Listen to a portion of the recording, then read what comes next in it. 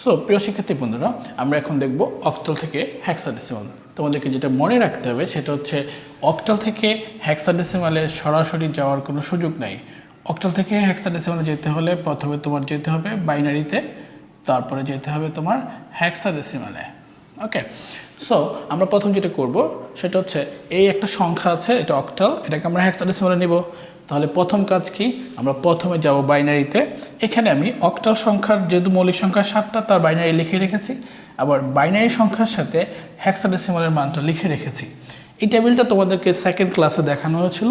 তোমরা যারা YouTube channel দেখছো বা ফেসবুক পেজ দেখছো সেখানে গিয়ে সেকেন্ড ক্লাসটা দেখলে তোমাদের টেবিলটা ক্লিয়ার হয়ে যাবে। ওকে, সো আমরা একটু এখানে দেখে আসি। এবার হচ্ছে তাহলে আমরা কি বলেছি, অক্টাল থেকে যখন আমরা হেক্সাডেসিমালে যাব প্রথমে বাইনারিতে যাব। তাহলে যেখানে যে সংখ্যাগুলো থাকবে সেগুলোকে আমরা একটু ফাঁকা ফাঁকা করে লিখব, দশমিকটা আমরা এখানে রেখে দিব।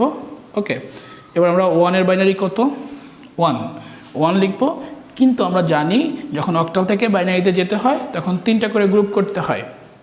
সো আমরা এখানে অতিরিক্ত 2টা জিরো দিব বাম পাশে, এটা নিয়ম, 3টা করে তোমার গ্রুপ করতে হবে। ওকে, এখানে দেখো জিরো, তাহলে তোমার জিরোর জন্য কিন্তু 3টাই জিরো দিতে হবে। ওকে, সো 1 2 3, 3-এর বাইনারি হচ্ছে 1 1, তাহলে আমাকে একটা জিরো দিতে হবে। 4-এর বাইনারি হচ্ছে 1 0 0, সো এখানে 3টা আছে, অতিরিক্ত জিরোর কোনো প্রয়োজন নাই। 2-এর বাইনারি হচ্ছে আবার তোমার 10, তাহলে একটা অতিরিক্ত জিরো দিবে। ওকে, 6-এর বাইনারি দেখো কত, 1 1 0। আমাদের সংখ্যা বের করা শেষ। এখন আমরা এইটার নিচে লিখব সাজিয়ে।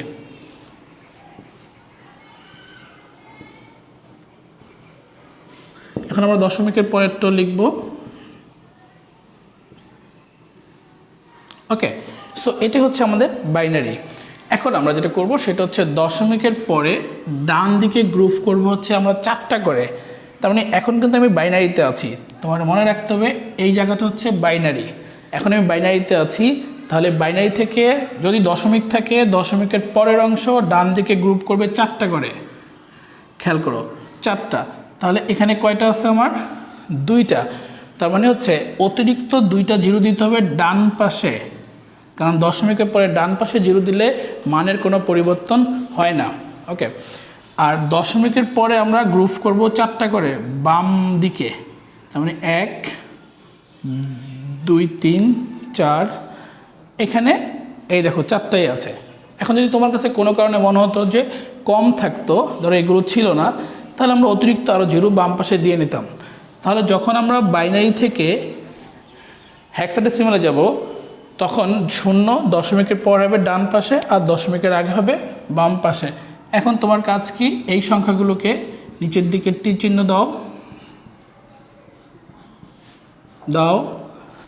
এখন দেখো এই সংখ্যাটা কত, 1-এর পরে 3টা জিরো, তার মানে হচ্ছে 8। তাহলে আমরা এখানে 8 লিখব। এই সংখ্যাটা কত, এই সংখ্যাটা বেসিক্যালি তুমি যদি দেখো এটা হচ্ছে 0 1 0, যেহেতু একটা গ্রুপ তাহলে একটা গ্রুপের বাম পাশে এই সংখ্যাটা, এটা কিন্তু বাদ দিতে পারি। তার মানে এটা আসলে বেসিক্যালি হচ্ছে 5। দশমিকের পরে দেখো এই পাশে এবার কি আছে, তোমার আছে হচ্ছে 1 1 0 0, আমি এটা নিয়ে কথা বলছি।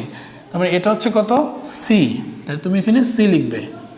এরপরের গ্রুপে দেখো কি আছে, এখানে আছে তোমার গ্রুপে আছে 0 0 1, তার মানে এই 3টা জিরোকে আমি বাদ দিয়ে ক্যালকুলেশন করব। তার মানে এটা হচ্ছে আসলে বেসিক্যালি 1।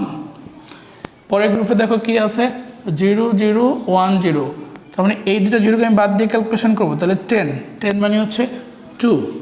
সো আমার অঙ্ক শেষ। 2 1 C 5 8। আশা করি তোমরা বুঝতে পেরেছো। ধন্যবাদ সবাইকে।